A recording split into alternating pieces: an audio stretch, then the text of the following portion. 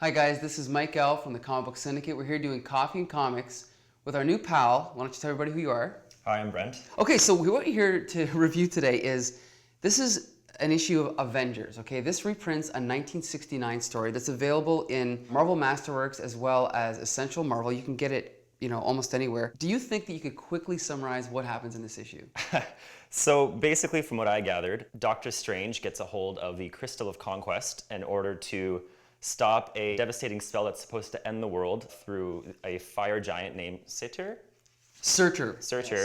and an ice giant named Ymir. Yeah. So basically the Avengers are trying to buy him time as he tries to master the powers of this crystal and ultimately vanquish them. I always defend 60s comics. I do love them. But my first impression reading this is that the dialogue in this comic is pretty terrible. I mean, no matter how you slice it, the dialogue is terrible. But I think that that's the reputation that comics had at the time, so that's not going to be a surprise to anyone. What did you think of the dialogue? Exactly the same thing. I had to cringe getting through some of it, particularly Hawkeye. He was written as quite a caricature, and that really shows through the dialogue for sure. And also some of what I believe Vision is saying is quite mechanical in nature, but I suppose that kind of goes with this character. But it is corny and it comes across unrealistic in some ways. Like, for example, this panel right here. Now you're starting to sound like me, Panther, but what in bow slinging blazes are you doing to old Dark Eyes anyhow? That's where Roy Thomas steps over the line, and he loses me because, there's such a thing as, witty banter and whatever, and I can put up with a lot of cheese, but that's just outright bad.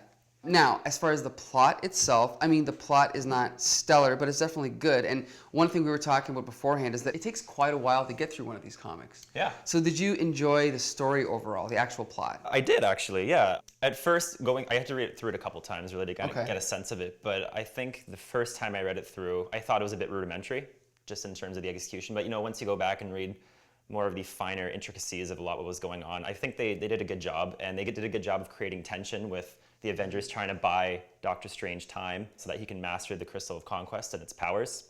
So I think there actually was some interest and some ups and downs that kind of worked out well. As we were saying, the biggest criticism of comics is sort of the wooden dialogue and whatever.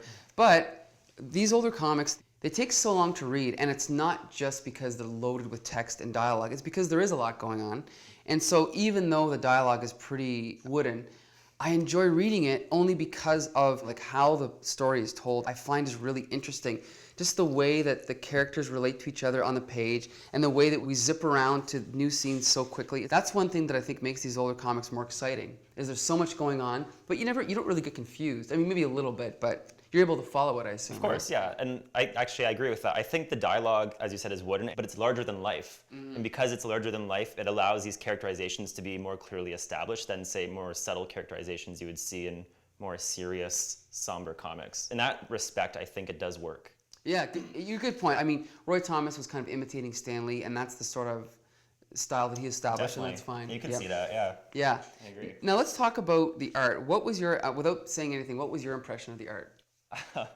Well, it's of course, very 60s, which is fine, but the use of color is not that bad, actually. It was done pretty well, I suppose, in terms of just, use of shading. Really good use of wide shots and kind of gives you a full feel of the action, I think. That was one of the panels, I think, that really kind of immersed me and kind of got me into the whole tension and fight between these two different giants. Now, John Buscema is the one who actually drew, have you ever heard of the book, How to Draw Comics the Marvel Way? Yes, I have. John Buscema drew that entire book, right? Okay. But that book should more accurately be called How to Draw Comics the Kirby Way, because the techniques in that book were almost all introduced by Jack Kirby, which is fine. There are a lot of modern fans that don't appreciate or like Jack Kirby.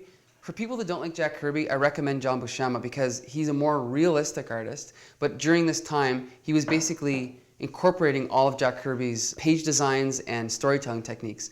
And for that reason, this, in my opinion, is some of the best superhero art I have ever seen, okay?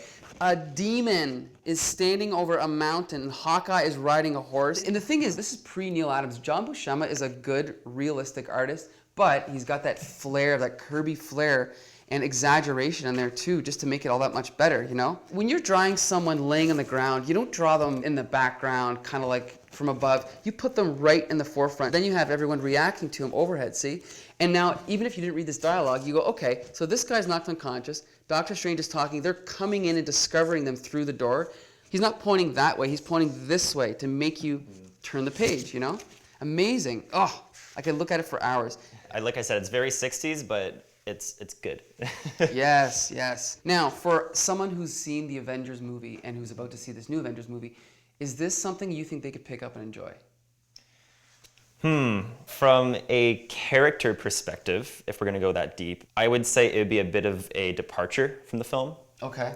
Or I guess the film would be a bit of departure from the comics, put it in that respect.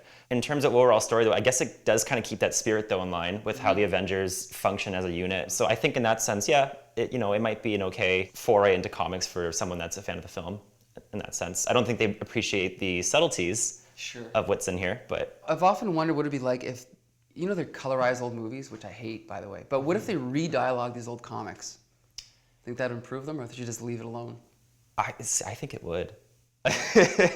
Just with some of the more extreme and out there lines, I think if you just tone down some of that absurdity a little bit, I think it would come across really good. But again, like we spoke about earlier, some of that larger than life dialogue does kind of paint those characterizations, and so you need some of that as well. So it's a fine line. And I think that the one thing about this versus the new one, which we're going to review, is that the new comic, there's a lot of good things about it, which we'll talk about, but this feels to me like, what is it, they're firing on all cylinders? Is that That's the term, yeah. Everything works. Everything works. So, Avengers 61, and this is available in Marvel Masterworks and Essential Avengers, and we'll be back right after this with a review of a newer Avengers comic. Thanks a lot.